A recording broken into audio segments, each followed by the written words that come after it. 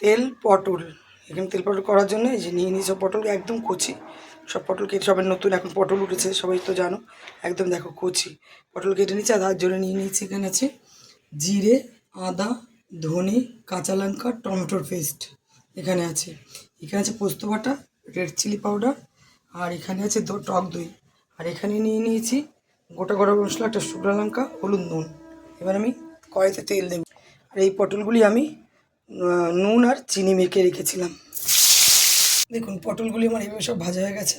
আর এখানে ওই পটলের তেলটা আমি তুলে নিয়েছি, কারণ ওই তেলটাতে করা যাবে না, ওটাতে করলে কালো হয়ে পটল ভাজলে। এই যে তেলটা আমি বাটিতে আলাদা তুলে রেখেছি। আর এখানে আরও তেল দিলাম, যেহেতু আমি কিন্তু হলুদ ছাড়াই ভেজেছি, হলুদ ছাড়াই ভেজে তাও তেলটা কালো হয়ে গেছে, আর হলুদ দিলে তো আরও কালো হয়ে যায়, হলুদ দিয়ে কখনো পটল ভাজতে নেই। এখানে আমি তেলটা গরম হচ্ছে, দিয়ে দেবো তেজপাতা, শুকনো লঙ্কা, আর গোটা গরম মশলা, আর চিনি, সোমবারে চিনি দিয়ে দেবো। এই যে আদা, জিরে, ধনে আর কাঁচা লঙ্কা বাটা, জল দিলাম, হলুদ দিয়ে দেবো, পোস্ত বাটাটা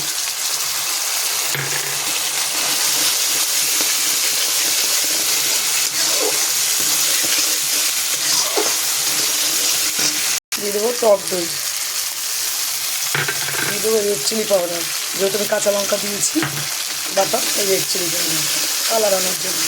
বন্ধুরা খুব সুন্দর কালার এসছে। আর তেল পটলগুলো তো লাল লালই হবে, একটু তেল ঢাকবে, দেখো কালারটা কত সুন্দর এসছে।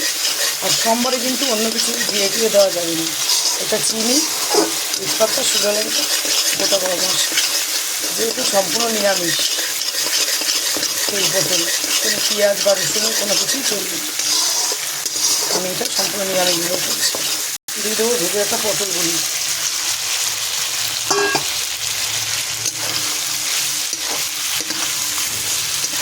কালারটা কিন্তু ব্যাপক এসছে বন্ধুরা, দেখো খুব সুন্দর কালার এসছে।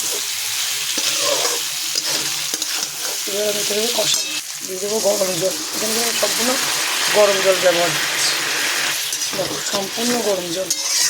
এবার আমি দিয়ে দেবো একটু গরম মশলা, অল্প গরম মশলা দিয়ে দিলাম। এবার আমি নামিয়ে নিব, হয়ে গেছে তেল পটল, দেখো কালারটা কত সুন্দর এসছে, নামিয়ে নেব। দেখো হয়ে গেছে তেল পটল, আর কালারটা দেখো কত সুন্দর এসছে। আর একটু তেল পটল খেতে গেলে এরকম একটু তেলও দিতে হয় বেশি, আর কালারটা এরকম না হলে ভালো লাগে না। একদম দুটো করে পটল ভাতের সঙ্গে গরম গরম ঝরঝরে ভাতের সঙ্গে মেখে দারুণ দারুণ লাগে খেতে, অবশ্যই বাড়িতে বানিয়ে খাবে।